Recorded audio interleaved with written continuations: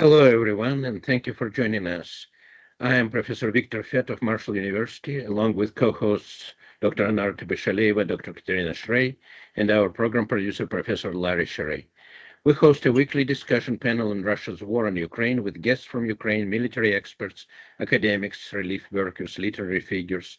Our panel is recorded and circulated nationally and internationally. We appreciate your comments and feedback. Special thanks to Marshall University, libraries, and MUIT for making this weekly event possible. A quick greeting to our viewers in Ukraine from Dr. Katerina Shrey. Вітаємо наших слухачів в Україні з глибоким поклоном. Ми далі свідки вашого страшного терпіння і також вашої великої сили. Дякую вам за вашу участь в нашій тижневій програмі. Thank you. Today we are honored to welcome Dr. Oxana Shevel from Tufts University, USA, with a presentation based on her recent book, co-authored with Maria Popova, Russia and Ukraine, Entangled Histories Diverging States. Dr. Oxana Shevel is an associate professor of comparative politics at the Department of Political Science at Tufts University and also director of Tufts International Relations Program. Her research and teaching focuses on the post-Soviet region, especially Ukraine and Russia. Please, Dr. Shevel, the microphone is yours. Welcome to MUkraine discussion group. Thank you very much for inviting me. It's a pleasure to be here, and I'm sorry again for the technical difficulties. I'm going to try to share my screen. Let's see. How would I do this? Can you see it? Can you see my screen? Not yet. Oh, not yet. Not okay. yet. Let's see. What do I do? Share. Oh. Why is it not? Oh, that's another issue. Why is this not? Because I have my presentation open, but it doesn't show me in the PowerPoint live list. Oh. When you hit share, it might show more than one screen view, and you can choose the screen view that you want. Share. Oh, okay. Oh, great. Yes, that's the one. Okay. Can you see this one? Yes, perfect. Okay, great. Okay, okay, finally. Well, hopefully that was the last of the technical Everything fine. Great. So it's really a pleasure, and thank you for the generous introduction.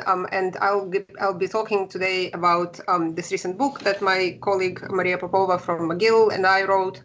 And the book is called Russia and Ukraine, Entangled Histories Diverging States. And basically the book looks into the causes of the war. And I want to start by kind of saying a few words how we got motivated to write this book. So, of course, when Russia invaded Ukraine with a full-scale invasion in February, there was, a lot of shock. We ourselves were shocked. We actually didn't expect, well, at least I should say, I personally didn't expect that Putin would go for a full-out invasion. But people also were really surprised by this robust Ukrainian resistance that, defied all expectations. So kind of a lot of surprises there that, why did Russia invade? Why did Ukraine resist it so vigorously, and also sort of what ultimately caused it. And at the time, and unfortunately, I would say still today, one of the key explanations out there is this realist paradigm that really invasion was caused by NATO expansion. So yes, it's terrible that it's happened, but ultimately, NATO was trying to expand, Russia felt threatened, and that's what was behind it. And we felt, as scholars who studied domestic politics in Russia and Ukraine for many years, that this explanation really misses the mark. And the story is much more complicated, not to say that, Russia liked NATO expansion. We'll talk about NATO and foreign relations in the book as well, and I'll get to it towards the end of my talk today.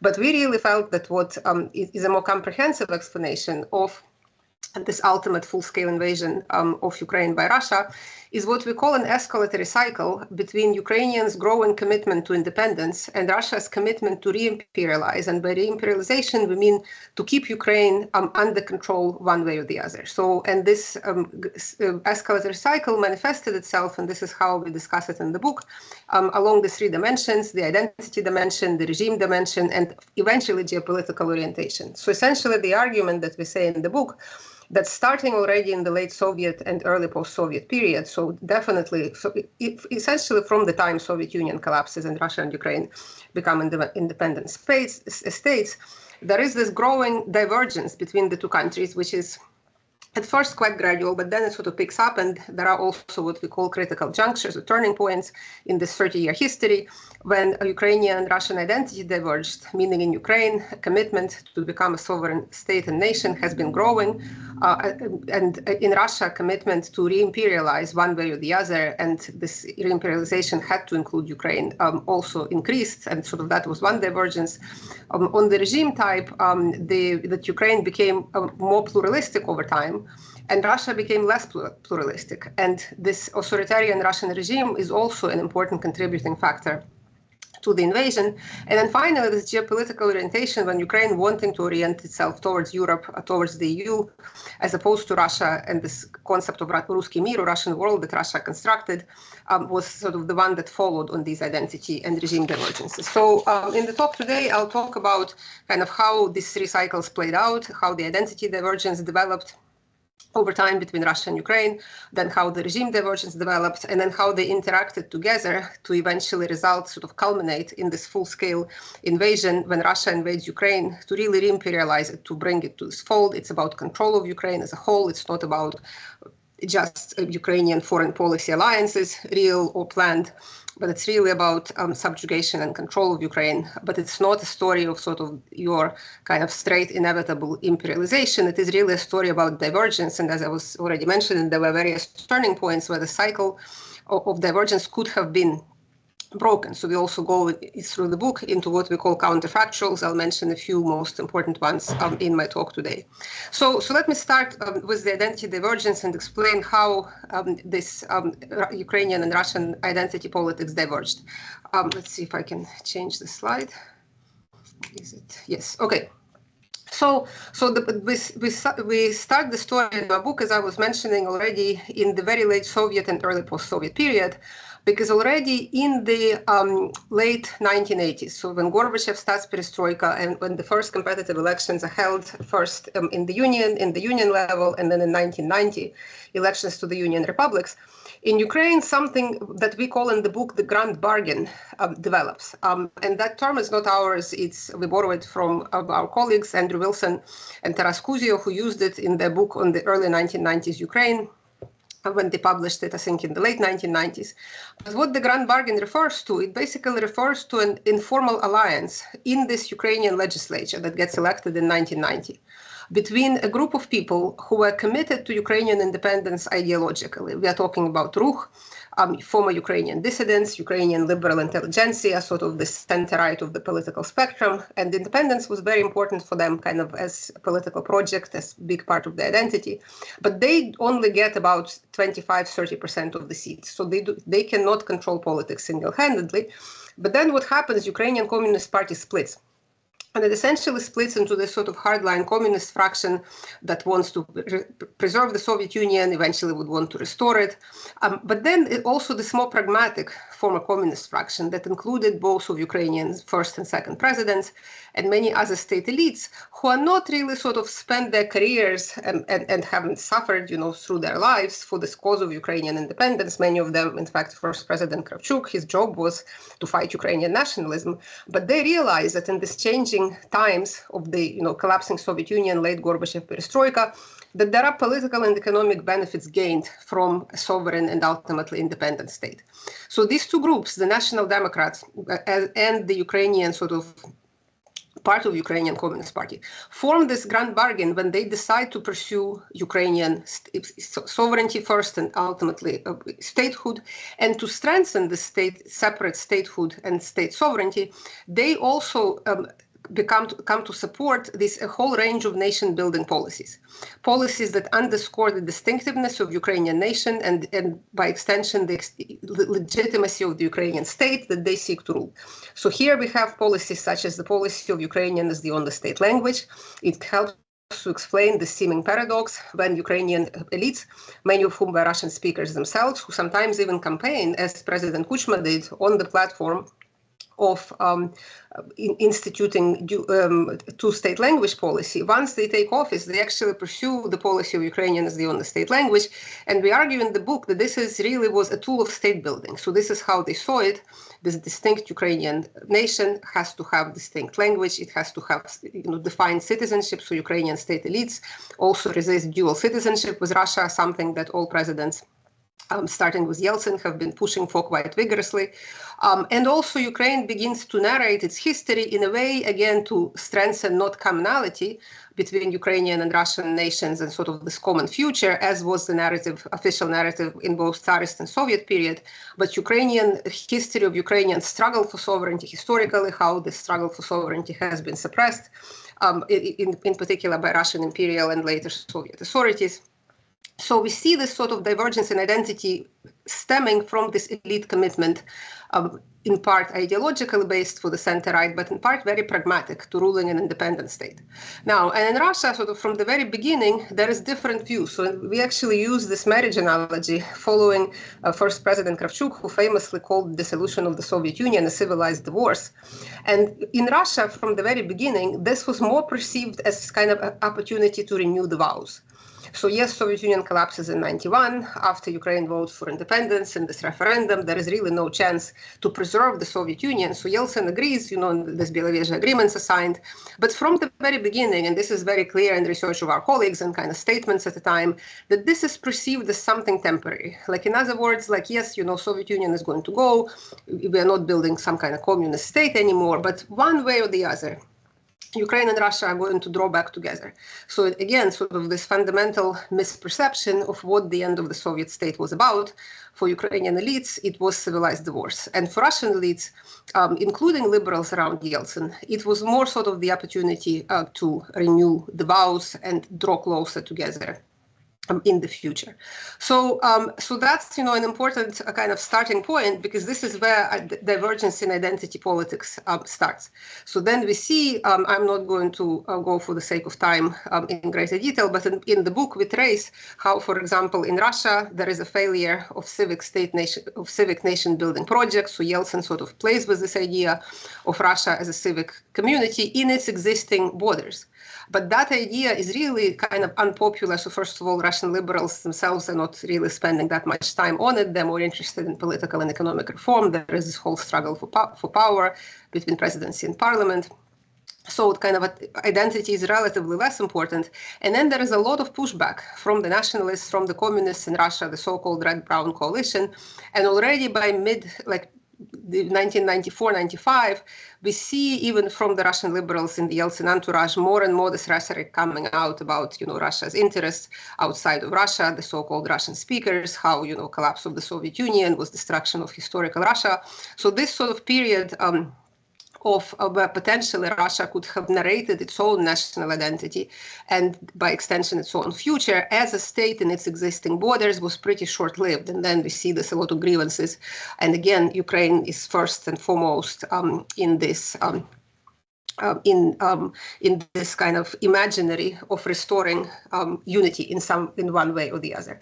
Now, so with this in mind, one might ask why, if say this kind of imperial identity is already begins to strengthen in Russia already under Yeltsin, why doesn't Russia invade Ukraine then, right? Like if in Ukraine they're pushing away and in Russia they don't like that, sort of why not invade then? And basically here, what we would say that this is where political regime becomes very important, because yes, this notion that Ukrainians are really some sort of ours, quote unquote, by right and history is very strong.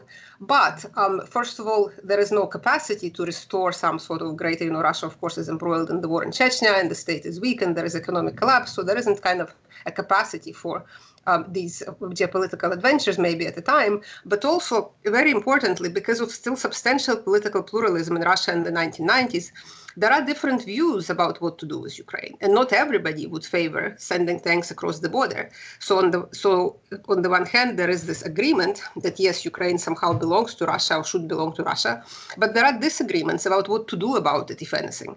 The different ideas are floated. For example, the so-called liberal empire. This was a concept proposed, if I recall correctly, by Chuba, one of close associates of Yeltsin. And his idea is essentially that Russia would become this well-functioning market economy. It would become stable and prosperous state, and all these then other former Soviet states will naturally gravitate to it and kind of be under its influence and under its cloud. So in that sense, you still have, an empire, but it's a liberal empire, right? Kind of joined voluntarily and so forth. So that's again, I want to emphasize that in our argument, we look at both this identity dynamics and regime dynamics as both very important and acting together, because that helps to explain the timing and it helps to explain kind of variation in Russia's policy towards Ukraine and also in domestic processes within Ukraine. So the story I was telling you so far, let me see if I can advance. Why is it not advancing? I'm trying to move the slide and nothing is happening. Let's see. I have this. Sorry. Okay. So the story I was telling you so far. Now it's going too far. Now I want to go back. And now it keeps going forward. My computer is not cooperating with me today. I don't know. It's what keeps us humble. It will keep great scholars like you humble. It's now jumping forward when I want to go back. Come on. What is going on? Okay, let's see. I want to go back to that nice map. Okay, here we are. Okay, so what this map illustrates, because the story I've told you so far, the sort of story of this grand bargain between Ukrainian center-right and this part of the former Communist Party and former nomenclatura, is really an elite story. And I think it would be fair to say that even though, in Ukraine, of course, there is this massive vote for independence in December 1991, people vote for independence for all sorts of different reasons. Not everybody was motivated by the goals of some sort of national revival. There were many expectations that independence would bring economic improvement. And then when economic improvement doesn't happen, of course, in 1990 is a period of economic collapse in Ukraine, that this sort of commitment to independence and specifically pursuit of these specific policies on language, citizenship, and historical memory that I mentioned was really an elite agenda, we can say. But the public in the 1990s, there is quite a lot of sentiment is that, in fact, solution to economic crisis would be some sort of closer relations with Russia. So this map, between kind of more Russian leaning, pro-Russian eastern and southern Ukraine and Western and Central Ukraine would be well familiar to you and to your viewers, but I want to emphasize that this border there was never really static. And that's an important point that, of course, everybody who studies Ukrainian domestic politics always emphasizes this very simplistic view of Ukraine. And what I want to show here with these other lines is that over time, and it was a very gradual process, but sort of this gradual reorientation, we can say, or maybe stronger commitment to Ukrainian sovereignty and by extension kind of pro-Western as opposed to pro-Russian orientation began to develop among the public. So the public, in that sense, like in our story, sort of begins to catch up with the elites. And it is a very gradual process. There is a lot of still regional variation, would be there for a lot of time. But we can see, for example, if in 1991, a vote for Chernovil, who ran against President-elect Kravchuk, Chernobyl only wins in Galicia, this part of Ukraine that was never part of the Soviet Union until the Second World War. But then in 1990, Ruch already comes first on the party list. So this is where parties that were Western leaning come first in the party list vote, right? That's already kind of two more oblasts in there. By 98, it expands into central Ukraine. And then by 2002, when Yushchenko's Our Ukraine wins already in Poltava and Kirovograd, so it keeps expanding further. So this sort of the point, I guess, that we want to make here, that first of all, the story of divergence from identity in particular was kind of elite-driven story at first. But then the public, gradually begins to catch up, and this process is very subtle. So things are changing there in Ukraine, and they're not changing in the direction that would sort of bring forward this unity with Russia. So the future is not really in the direction that Russia would want. But as I said, the process is really gradual. Now, in the sort of the point of critical junctures, we find it interesting because we consider the counterfactuals. In other words, when could have this divergence that we, as we explaining, was unfolding over the course of 30 years.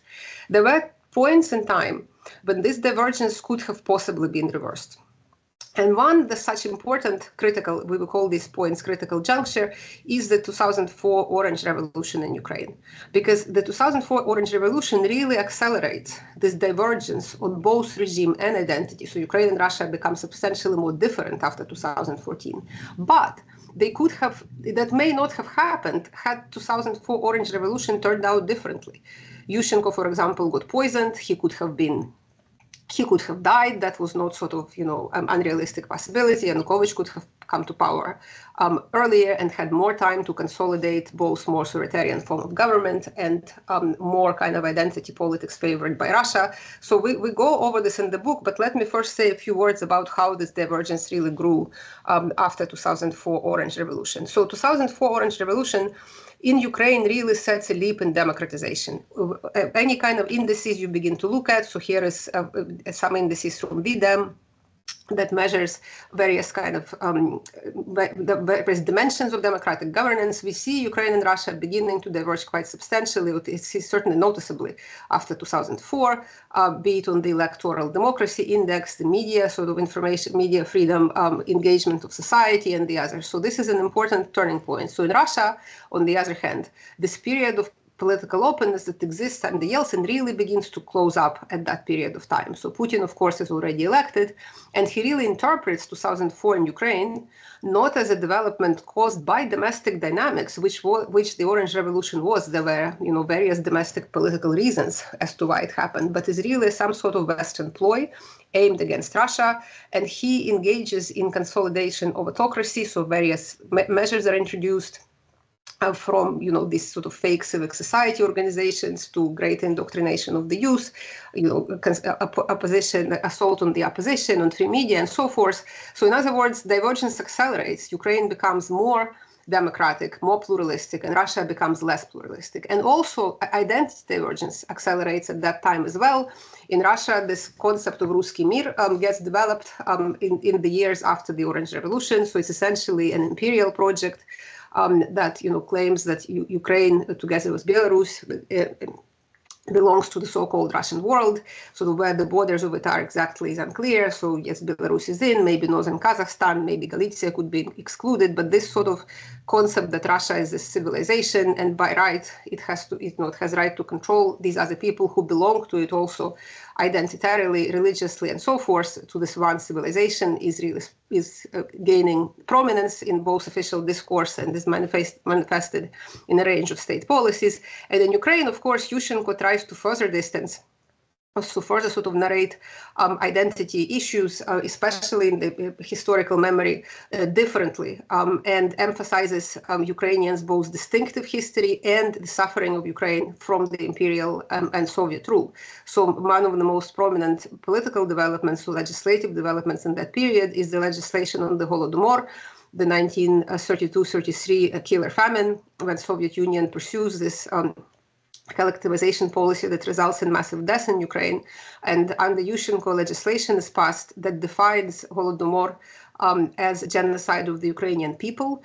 So that legislation passes narrowly in the parliament. And already by the end of Yushchenko tenure, I want to show this slide briefly. So by already 2010, majority of Ukrainians agree that Holodomor was a genocide of the Ukrainian people. Importantly, it's not about ethnic Ukrainians as just a cultural group. It's Ukrainian people as a political community. That's what the law says.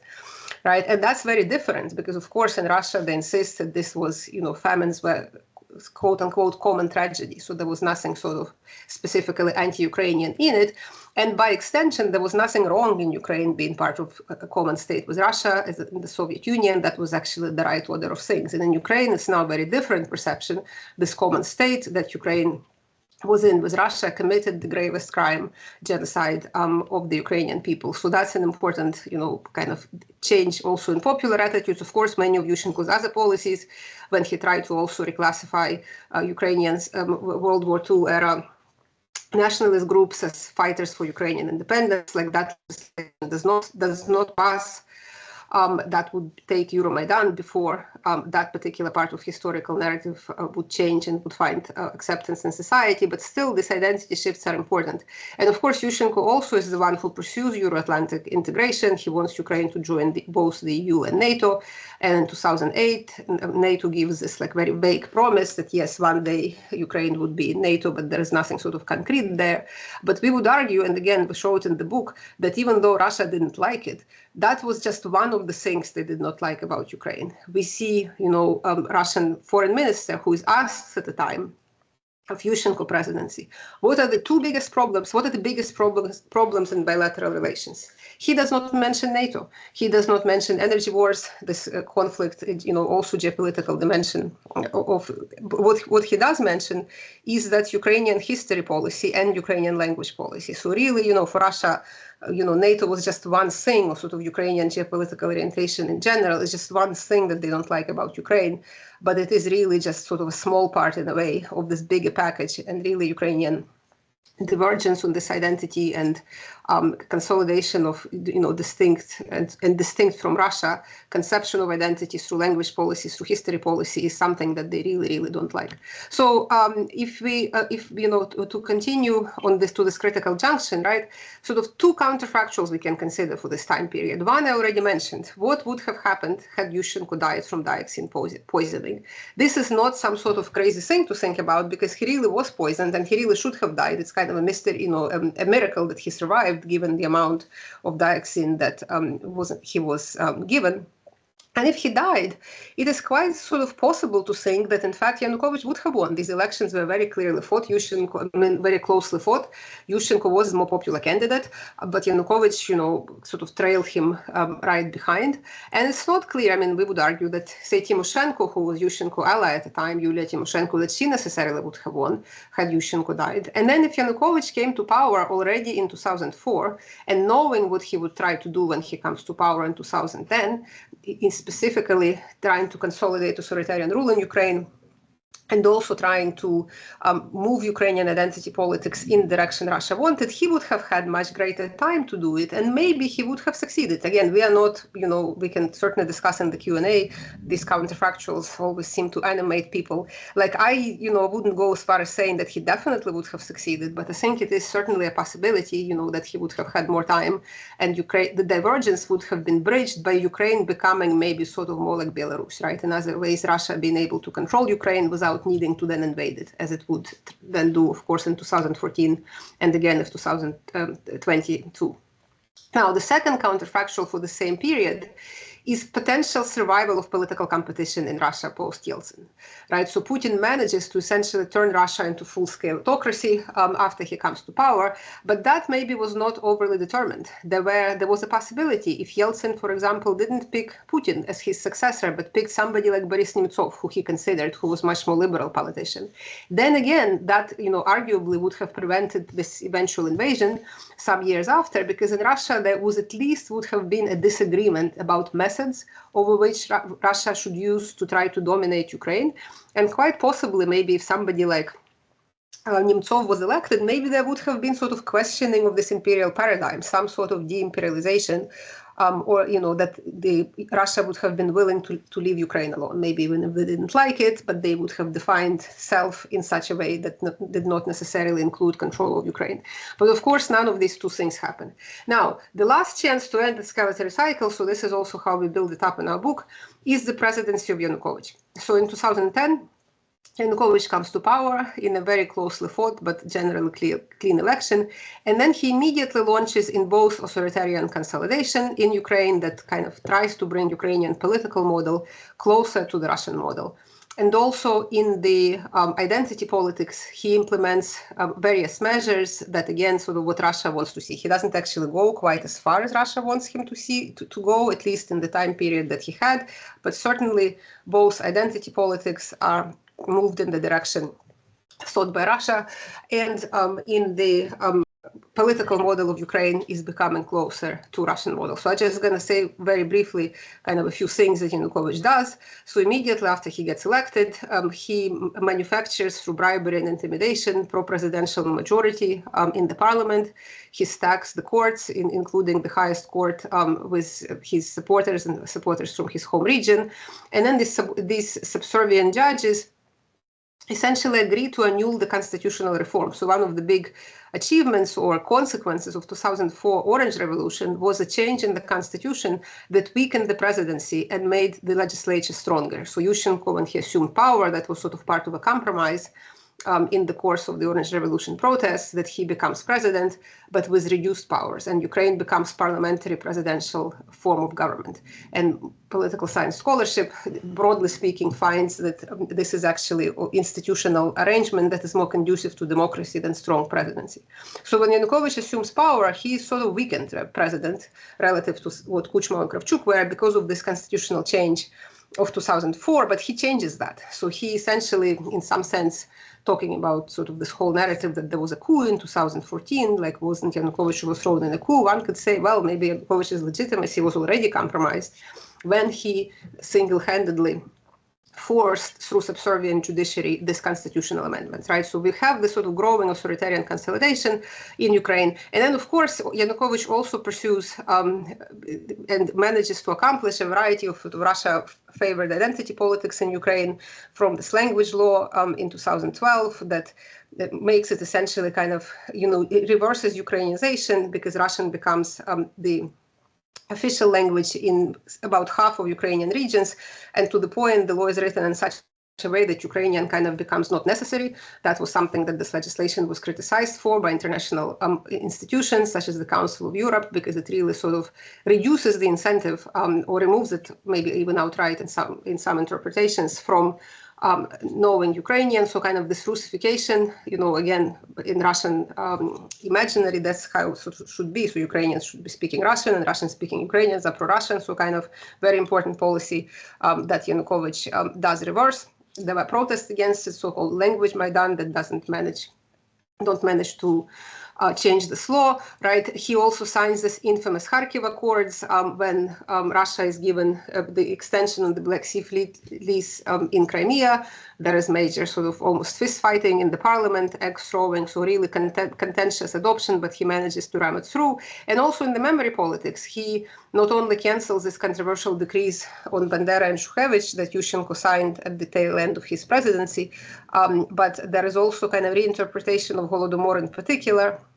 That was actually the first thing that disappears from presidential website the day Yanukovych is inaugurated, is any mentioning of the Holodomor. And then he buys into and begins to use himself this rhetoric of the Russian state that it was, quote unquote, a common tragedy. So again, kind of emphasizing Ukraine's distinct historical experience and Ukraine's victimization by a joint state with Russia, in that case, the Soviet Union, is something that sort of disappears, right? Now, all of this said, right, Yanukovych still continues to pursue Eurasian integration with Europe through this Eurasian, the Association and Free Trade Agreement with the EU. One could sort of wonder, like, why, if Yanukovych was so pro-Russian, why does he pursue this association agreement? And this actually was quite, we would say, politically savvy strategy, because EU was never as controversial as NATO in Ukraine. Support for NATO was always very low before 2014. But for EU, it's like more than half of the population was in favor of the EU in the polls, including Yanukovych old voters. And it was actually not a bad electoral strategy with an eye towards the next round of elections, presidential elections, because Yanukovych was not going to lose his core vote in the south and the east of Ukraine. But if he delivered this association agreement with the EU, at least some part of former opponents of him in the west and center of the country likely would have voted for him. And that was kind of, again, electorally a pretty savvy strategy. And additionally, various oligarchs and his entourage traded with the EU, so there was also sort of economic benefit to be gained. Now, Russia, of course, doesn't want any of that. So again, sort of, to put it a little bit into perspective, NATO is nowhere on the agenda here. We are talking about economic agreement with the EU. And Russia would have none of that. They start trade war with Ukraine already in the summer of 2013, leading to the signing of this association agreement, which was supposed to be signed in the fall of 2013. Russia, of course, itself created this Eurasian Economic Union that is an alternative form where Russia really dominates and they want Ukraine to join into it. So they're kind of pushing Yanukovych in that direction. He for a time resists, right? And also in Russia, there is, massive authoritarian consolidation after the protests of 2011, 2012 are suppressed. So these protests were never quite sort of large enough and long enough to really have a chance to put some cracks in the authoritarian nature of the regime. But then once these protests are suppressed, Russia is really moving into stronger authoritarian direction. So again, we see this sort of growing, not at that point, not a divergence, because Yanukovych is kind of moving in the same direction. But then, of course, Euromaidan happens, and this is the second critical juncture. The Euromaidan protests that ultimately lead to the ousting of Yanukovych from power and kind of the end to the agenda that he pursued, which was authoritarian consolidation and kind of more Russia-friendly or pro-Russian identity politics. And again, we can say, like, had Euromaidan failed, in other words, had Yanukovych prevailed by force in suppressing Euromaidan, which was not, out of the question. I'm not going to go into the details of the chronology of the protests, it's probably well familiar, but, there was sort of cycles of violence, escalating violence, and ultimately, that it's not inconceivable that had Yanukovych regime stayed together, because essentially what spells the end of his tenure as Ukrainian president is collapse of his own coalition. So it's not so much that the protesters ousted him. It's really after these mass killings in Kyiv in late February, this is when his coalition finally cracks. And, there are defections from the Party of Regions, and then a large majority of the parliament votes to remove him, or rather saying that he self-removed himself. And that's kind of how his rule ends. But it is not, impossible to consider that had he actually prevailed by force and had his coalition held, and then there would have been massive repressions in Ukraine, and Ukraine really would have been sort of turned potentially into something like Belarus or Russia, where all opposition is suppressed. And then, of course, Yanukovych may have even relied on Russian help militarily or, clandestinely or openly to suppress the protests, and then would have been beholden to Russia even more. And then, of course, the price to pay would have been cultural delivery of Ukraine, so to say, just in fact what Lukashenko has done in Belarus. So again, this is another counterfactual where this divergence could have been bridged, but it hasn't been bridged. Now, finally, sort of the last period that I'm going to talk about, I'm probably already talking too long, is this last period from Euromaidan to the full-scale invasion, when divergence really intensifies. So this escalatory cycle peaks after Euromaidan. So it kind of develops as we go in the book over the course of 30 years, but really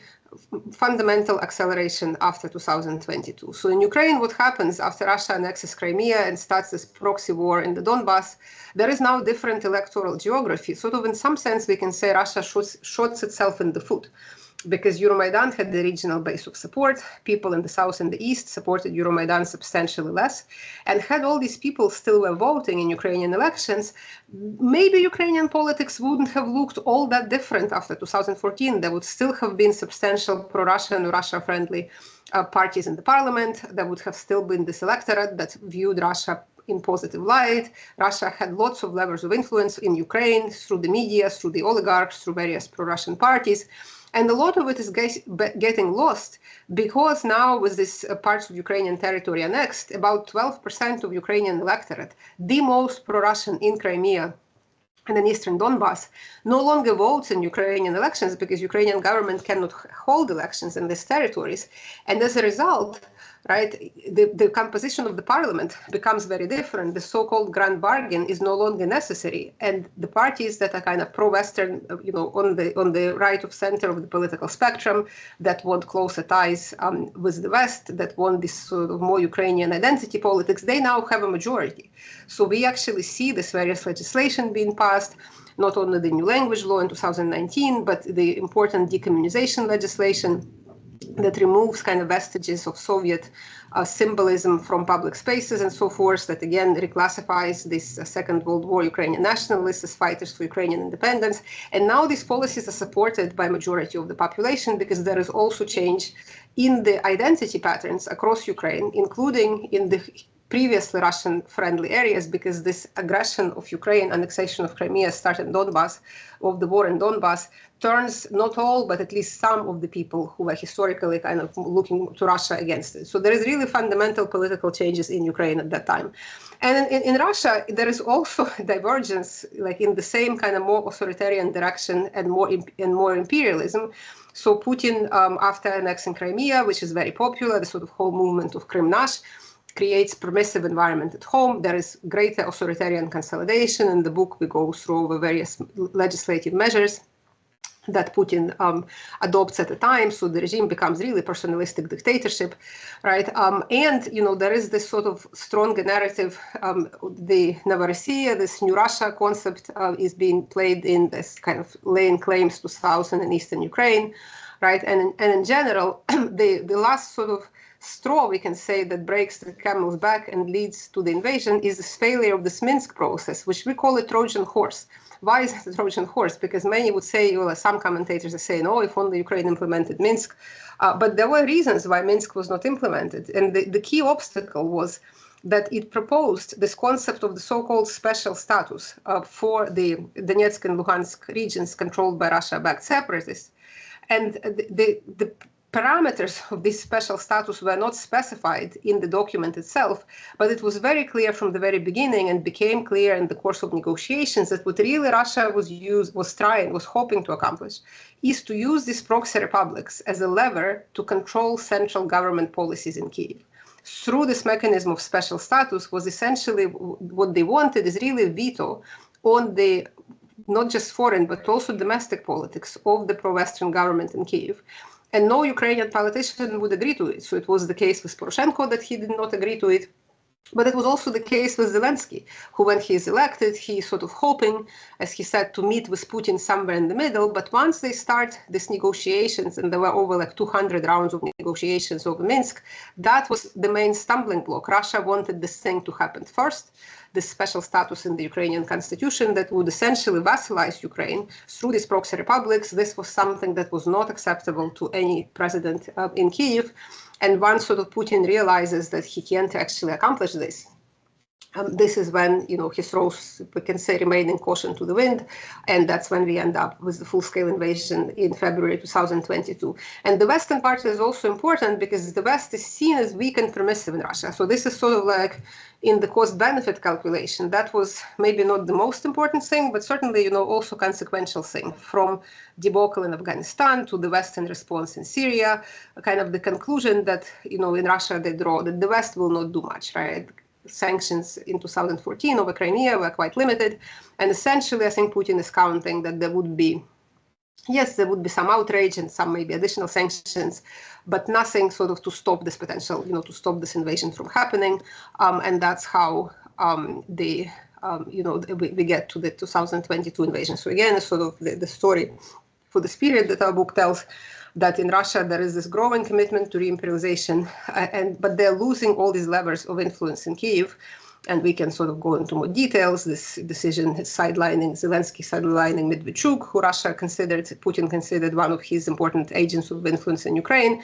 But sort of it's a combination of things. It's not just one thing. And I think this Minsk, the failed plan to use Minsk agreements as a Trojan horse to control central government by way of these proxy republics, I think is really important to understand how we ended up in 2020. I just want to show just a few by way of illustration. This changes, you know, in identity dynamics and in the regime trajectories in Russia and Ukraine. So in Ukraine, this graph shows it's from the Kyiv International Institute of Sociology that have been polling since early 90s, asking people what do they consider as their primary identity. And we see the citizen of Ukraine as becoming increasingly primary identity, so kind of growth, strengthening of Ukrainian civic nationalism and civic national identity is very important, right? And there is also kind of growing Ukrainianization at the cultural, as a cultural dimension, which is manifested in various ways, but one kind of clear way that this graph shows is in the use of Ukrainian and identification of Ukrainian as one's native language. Scholars who study language dynamics and language politics in Ukraine, such as Volodymyr Kulik, have long argued that sort of, one's language spoken doesn't determine one's political preferences. And many Russian speakers, of course, in Ukraine, and people who spoke both Ukrainian and Russian, have long supported sort of this Ukrainian identity politics because they supported Ukrainian statehood. But we also see kind of identification with Ukrainian as a native language increases, and after 2022, also use of Ukrainian language begins to increase. So this sort of disconnect, and of course there are still people who speak Russian, and that will always be the case, but kind of it's interesting dynamic that linguistic practices and linguistic attitudes in a way follow rather than determine one's political preferences. So kind of politics drives one's linguistic choices and linguistic identities.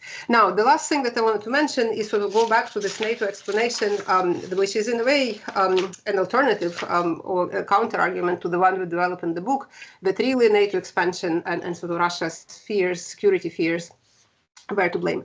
We kind of offer in a way a two-part answer or counter to this claim. And first of all, we question the very point that Russia really perceived NATO expansion as a genuine security threat. Not least because before 2014 and before 2022, Ukraine really had zero chance of entering NATO. And everybody knew that. There was opposition within NATO from this. Before 2014, there was no support in Ukrainian society for it. So yes, there is this sort of vague promise given to Yushchenko, which is not even a promise. It's just a statement of international legal principle that countries are free to choose their own alliances. Like, yes, one day you can join, but it clearly was not anything sort of realistically is about to happen in a way that would threaten Russia. So kind of invading to prevent something that was not going to happen seems very unconvincing even before 2022. But I think this argument that Russia really feared NATO is really falsified by the post-2022 events when Finland and Sweden joined NATO. And Russia really does not react in any meaningful way to that. So if they were so fearful that, NATO is encroaching on its borders, and now there is this whole new border with Finland, with NATO, next to the Russian second largest city, and essentially nothing happens, right? There is no sort of, if you're so fearful, you would do something about it or try to do something about it. Not only Putin really doesn't, moreover, he takes troops, he withdraws actually troops from the Russian-Finnish border and sends them to fight in Ukraine. So this notion that if you're so fearful of NATO that you would take troops from the new border with NATO and send them to fight in Ukraine, which is not a member of NATO, I think really kind of, I would argue puts like a nail in the coffin of this argument that Russia is really genuinely feared for its security from the expanding NATO. Now, the second version of this argument is that Russia perceived NATO expansion as an encroachment of its sphere of influence is certainly right. I mean, Russia did not like NATO encroaching, or the West in general, encroaching in its sphere of influence in Ukraine as it understood it, right? But that is neither, but then sort of focusing on NATO, it makes it neither necessary nor sufficient explanation for either 2014 or 2022 invasion, exactly because, as I was already mentioning a few times in the talk, Russia's grievances against Ukraine went so much more than geopolitical alliances. It is about Ukrainian identity politics. It's about Ukrainian local reforms. They complain about decommunization. They complain about legislation on indigenous people in Ukraine, all sorts of things that are purely in the realm of domestic politics that have nothing to do with like hard security. But Russia is concerned about these things and upset about them more than it is upset about Ukrainian sort of military/geopolitical policies. And this again goes to show that like NATO is neither necessary nor sufficient explanation, because even if we take NATO out of the picture, as long as Russia wants to re-imperialize Ukraine, as long as it wants to dominate Ukraine, all of these other policies Ukraine chooses to pursue as a sovereign state in the sphere of identity, even in the spheres of economic reforms, is not something that Russia finds acceptable. So that's, I think, kind of important point to keep in mind also for the current moment, because all of these proposals to negotiation and some sort of settlement involve, seems kind of at the core of this hypothetical deal that may or may not be signed in the coming months, is that Ukraine would give up its NATO aspirations and that would satisfy Russia. Like we would argue that that would be, maybe necessary, but certainly not sufficient, because Russia's goals against Ukraine go much deeper because of this imperial view and imperial lens through which Russia continues to view Ukraine. So just, to wrap up, I just want to show these also, important geopolitical changes in geopolitical attitudes that, again, we can see that they follow rather than precede the start of Russian invasion in 2014 and then 2022. So support for EU membership, as I said, the EU was sort of never nearly as divisive as NATO in Ukraine, but it was, kind of close. Some, 40, 50% were in favor. Some, people were against. If you ask about support for some sort of this economic unions with Russia in the form of Eurasian Union, before 2014, there was substantial support for that option as well. But that, of course, begins to change after 2014. So we see this clear majority now is in favor of the EU. And then, of course, that skyrockets after 2022. And on NATO, the change is even more profound. Before 2014, there was like 20% at best. I think some polls maybe show 25% in favor of NATO. So sort of this whole notion that NATO accession was somehow imminent, was going to happen in Ukraine, that's one of the reasons why it actually was not going to happen, in addition to the opposition from within NATO. But again, the 2014 and 2022 are these important turning points and critical junctures where public opinion in Ukraine begins to diverge. And on NATO in particular, this divergence really is evident after 2022. So I will end here. I'm going to leave the slide here for a second. Our publisher created actually a discount, 30% discount on our book. So if you want to read more, there is this code that you could use to get a discount from the Polity website. And thank you for your attention. I should probably stop sharing the screen. And I'm happy to take your questions. Thank you very much, Dr. Shevel. This was a brilliant, amazing presentation. We rarely hear such packed with precision delivery. You're really. We had a lot of practice, so.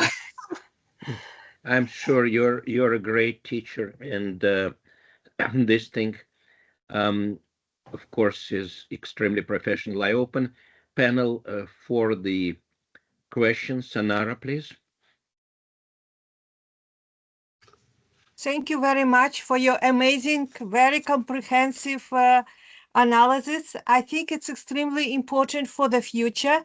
And I have a little bit maybe general question based on the lessons learned in the past assumption.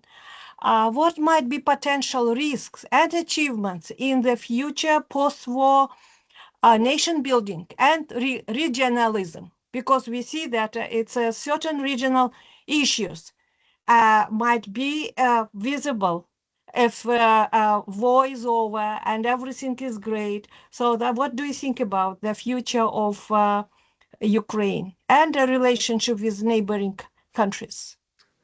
Right. Yeah. Well, that's a lot of questions in this one question. Let me see if I can try to do justice to sort of elements of it separately. I mean, on the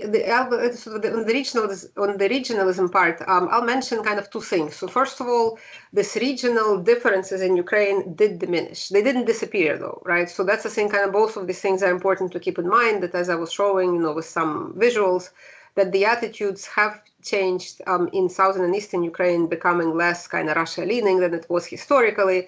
And the war, invasion further accelerated this. Now, at the same time, if we look at more contemporary polls, there are still, some differences among the regions. So regionalism will probably remain an issue to kind of watch for in Ukraine and study, because scholars have long debated, like, what is it about regionalism that really matters? Is it the actual sort of regionalism as geography? Is it kind of a proxy for language? Is it a proxy for ethnicity? Is it sort of some combination of these things? And so that's, I think this kind of research will continue.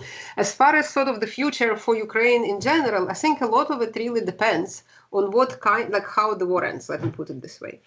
Because if there is an end to the active phase of the war in such a way that Ukraine receives real security guarantees, and this is really a dilemma, because so far nobody can say what outside of NATO, what is it that would really guarantee Ukrainian security? Because so many other forms of like promises, assurances, I mean, Budapest Memorandum, like 30 years ago, almost to the day, I think December 5th, was a 30-year anniversary, right, that Ukraine gave up its nuclear weapons, and it's received assurances that its security and territorial integrity and so forth will be accepted, and Russia signed that, and of course completely violated it, and then the West couldn't do anything about it, and so many other treaties that were violated, from the border treaties to recognition of, so I guess what I'm trying to say that, if if the war ends in such a way that Ukraine receives real security guarantees, and Russia is not rewarded, even though Ukraine may commit it, sort of that seems to be now political class in Ukraine is more open to this possibility than they were a year or maybe even 6 months ago, to say that like, okay, we acknowledge that we cannot liberate the occupied territory by force, so sort of we will want to work on this through diplomatic means, right? Meaning that we are not giving up our territory in any kind of formal way, but it basically becomes sort of the analogy, I guess, would be the occupation of the Baltic states, which were occupied by the Soviet Union for 50 years. De facto, Soviet Union controlled them, but it was not recognized internationally as their rightful territory. So sort of that could be, kind of a piece of the agreement in Ukraine. And then Ukraine can rebuild, right, in sort of safety and security, and receives, economic assistance. Ideally, some also, that this assistance comes from Russian frozen assets, and sort of Russia is made to pay for the damage that it's done. I mean, I think this, this sort of democratic development in Ukraine can be quite successful, because now democracy is by far the most popular form of government. Sort of actually commitment to democracy strengthened in Ukraine. Of course, there would be your, typical problems that all young democracies have, with corruption, and of course there will be additional problems with economic development and refugees, sort of all of these things. But at least, there isn't sort of this great sense of betrayal, right? And I think it could be very different if Ukraine were to be forced. I honestly don't quite imagine how that would work, but it's certainly, what Russia would want, to be forced in some very disadvantageous deal. Putin wants Ukraine to give up additional territory. He wants to be able to control what the central government does, so-called denazification, right? Control of history, politics, essentially kind of deprive Ukraine of sovereignty and have some sort of puppet regime in Kyiv. Again, I don't see how that regime could come to power through anything resembling a democratic process. But what I'm trying to say here, that if there has been some sort of great sense of betrayal in Ukraine, that as in any society in this circumstance, I mean, there is a danger of radicalization, of domestic instability, of some sort of more extreme forces, in Ukraine.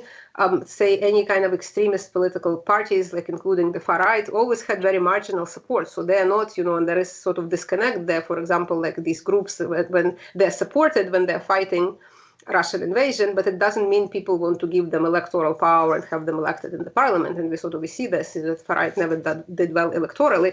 That might change, if Ukraine is really betrayed, and there is this sort of sense in society, and then that in turn would aggravate regionalism. So I think whoever is concerned about the potential rise of far right extremism or any form of extremism or instability in Ukraine really should ensure that Ukraine is not thrown under the bus and is not kind of forced into some very disadvantageous deal that would aggravate that sense of betrayal.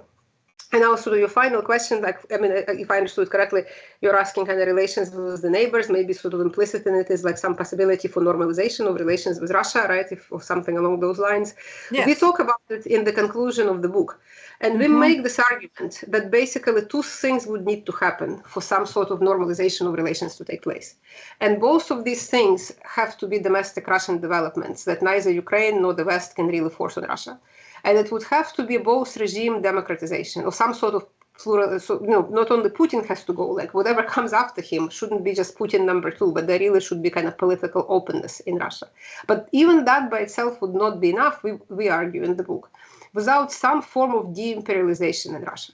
And by de-imperialization, we don't mean Russia has to collapse into whatever republic. I mean, we actually don't think it's very likely. We also talk about that in the conclusion. But more psychologically, in society, there has to be some reckoning with this history of imperialism. There has to be some reckoning with this, view of Ukraine as a younger brother that Russia has the right to control, right? And nobody can force it on Russia, right? That is something that Russian society and Russian elites have to decide to do, because, when we saw this sort of these similar processes, say after the Second World War in Germany or in Japan, it was forced on these countries through occupation, right? I think we can sort of exclude that scenario for Russia. Nobody's going to march in Moscow and sort of re-educate Russian society. And we, unfortunately, we just don't see, given sort of where things stand and given the range of attitudes, both in society, it's not just Russia's, Putin's war, it's also Russia's war. It is supported actively or sort of passively or acquiesced to large part of the society. So we, are not too optimistic, because we would say, it's not just that Putin has to go. There has to be this pluralization or democratization of political process in Russia and this reckoning with this imperial legacy, right? And who is going to promote it? Sort of, it seems like there isn't anybody, you know, domestically in Russia that is interested in this agenda. So that's what I would say. Great, thank you very much. You anticipated my another question, how democratic Ukraine can integrate Russian-speaking ethnic minorities, just also the Russians and other people as actually in one nation, as it's demonstrating new pattern of citizenship. Right. Yeah.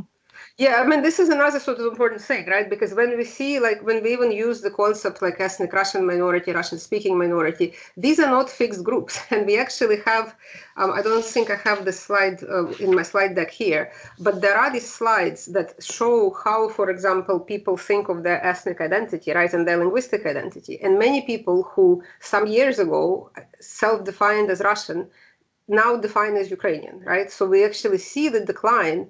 I think the percent of people, because this Institute of Sociology every year does this poll when they ask people about their identity. And, you know, like if you think of yourself as ethnic Russian, ethnic Ukrainian, and the number of ethnic Russians, which stood at about, I think like about 20%, or 22% was it, like in the last census in 2021, is now it's like, it has been at 3%. That's like about a year and a half ago. Where did all these people go, right? Like they didn't just disappear, or not all of them emigrated, maybe some small numbers. But what's happened in Ukrainian society, that people begin to think of themselves as Ukrainian. And that's kind of important, right? And the same goes for the linguistic identity, that many people who still speak Russian, you know, maybe in their daily life, or at least in parts of the settings, because many people use both Ukrainian and Russian in daily life, would say that Ukrainian is their native language and not Russian, right? So it is sort of a statement of political identity. And that, I mean, I would argue, makes integration easier, because, you know, somebody who speaks, you know, maybe Russian at home or in, like with their friends and whatever, they're not demanding that Russian be a second official language, or like they're not, you know, in fact, they want to go to the restaurant and get a menu in Ukrainian. I have many friends like this who are like, would get upset if they actually can't get a menu in Ukrainian, because, you know, to them, it's sort of this part of political identities, political preferences, it's together, right? Now, on the other hand, there are, of course, you know, I mean, that sort of, I think this group has become quite smaller, but it certainly still exists, people who are like, okay, I define as Russian speaker, like I want to speak my language, right? And they would be upset, and some of them are upset by some of the policies Ukrainian state is doing. And I think that would be something for Ukraine to deal with. I mean, it is really kind of the devil oftentimes here is in the details. For example, Ukraine adopted recently revised this legislation on national minorities. And because Ukraine is now a candidate for EU member state, this legislation had to be kind of revised back and forth in the course of negotiations with the EU representatives. The Venice Commission of the Council of Europe weighs in on this. And if you look at kind of like the detail, like what is it that they're fighting about, it is really very fine-grained. Like, in what types of settlements would you be, you know, should you allow, say, signs on the shops in language other than the state language? So it's sort of like that level of fine-grained and nuance. And additionally, because Ukraine is at war with Russia and Russia invaded Ukraine, there is sort of this realization that the language, yes, it is a language as like a means of communication, but it is also a tool, like in the Russian toolkit of the Russian aggression. They claim to be protecting Russian speakers, right? So they come in there and they say like, okay, people who speak Russian, like we are there to protect them, and never mind that they don't want to be protected. So that really puts Russian language in a kind of different category than pretty much any other language. Because, you know, we can say from other languages, it's like the language is like a language. People speak it, you know, they have cultural rights, so forth. But with this weaponization of language and use it in this kind of as a toolkit, and the propaganda tool also in this war of aggression, it really makes kind of policy towards Russian language in particular, I think, much more fraught and have much more of a security dimension than policy towards other languages. And I don't know, sort of, I think it's like hard to say how Ukraine would deal with it, because from what I'm seeing, you know, there is a lot of kind of very fine-grained negotiation when they were revising this minority language legislation, and they actually did receive an exemption because, for example, the languages for the EU, so what they called as EU languages, which obviously excludes Russian, have greater rights in Ukraine now than the language of the aggressor state, right? And that may change. Again, I think this is something sort of Ukraine received an exemption for a time period. So I think there is some sort of period of like 5 years in this whole documentation on minority language that says Ukraine can actually treat EU languages differently from, de facto Russian language because of the security dimension. But this is sort of, also by itself, maybe a not very stable situation, and I'm sure it will be revisited, and sort of how it's revisited and what happens, I think would depend in no small part on what are the relations between Russia and Ukraine later on.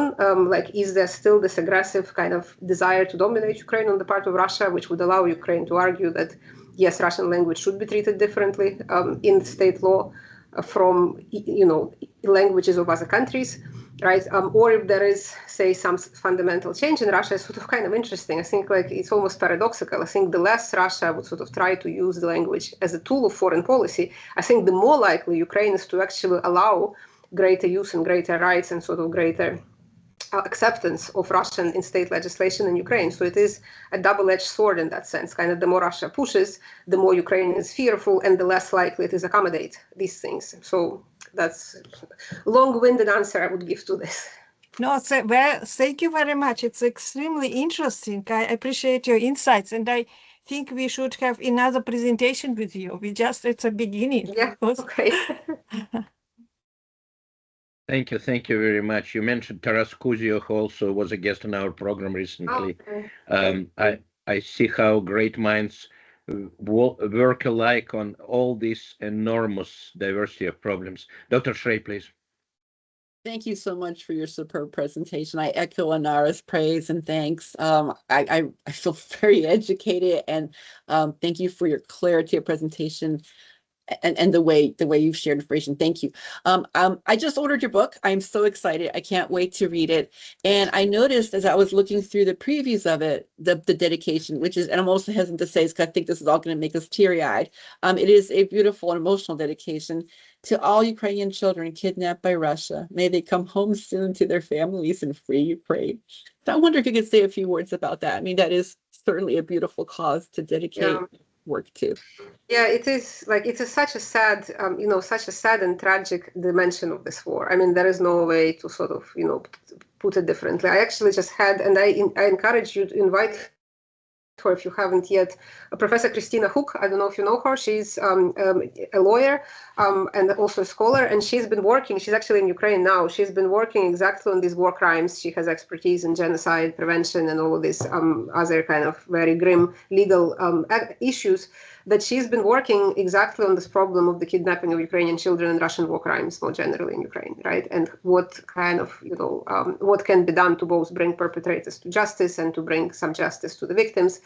And one thing that she mentioned, and I think this sort of speaks to your broader question, is that as an international lawyer, she comments on how Russia is self-incriminating itself because they're so open about what they're doing, right? So when they take these children, they're not even trying to hide it. They're basically saying, like, we are saving them. They've been brainwashed by the Nazis into believing themselves to be Ukrainian when they're really Russian, and we are going to correct them as they say. And it's completely tragic, but I think it also goes to show kind of the sense of impunity on the part of the Russian, the Russian leadership.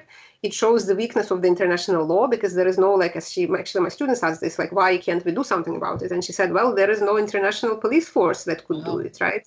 Because if you have like a crime domestically, you call the police, they arrest the guy, and then there is a trial, right? Like in this international law, there is a court that would try Putin and Lvova Belova, his children's rights commissioner, but somebody has to deliver them to the court, right? And there is no international legal, international policeman. So she makes this very powerful point, and I really related when she answered it to my students. She said, look to your left, look to your right. These are the people who can help bring justice. Important to speak about it, to, raise awareness. This is why we wanted to put it as a dedication of the book, so people are aware of it. I mean, we are not lawyers. We can't really do much more than to sort of raise awareness of this terrible, terrible crime that is being committed as we speak. Right. And I mean, the fact that, as she's saying, the lawyers in some sense are salivating over all the evidence they have because the Russian state is so open about what it is that they're doing in Ukraine, in particular to these children. So that's another, I think, I mean, the last thing I'll mention to this, I think this is also another dimension that is very important to keep in mind in any discussion of sort of peace settlement, right?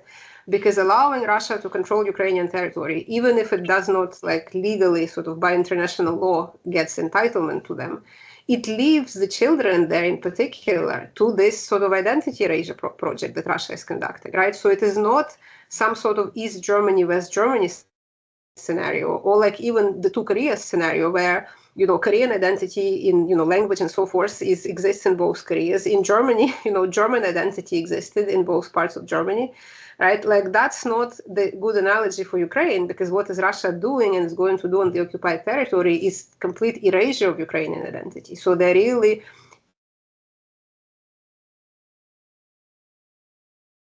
all of these different ethnic groups, and we are going to promote the right type of nationalism, right, like socialist and content. It is really a return to the Tsarist imperial era policy, when, you know, there is really sort of this eradication of distinct Ukrainian politično ukrainstvo, right, like the Ukrainian as a political identity. By the way, this great book just came out, maybe Victor, you already heard, maybe also Katerina, by Eugene Finkel, right, the Russia's 2000-year quest to dominate Ukraine. He's a historian at GW. I also highly, you know, if you're considering inviting more speakers, his is a great book. It basically looks at this Russian policy to eradicate distinct Ukrainian identities historically and kind of traces it through the current war.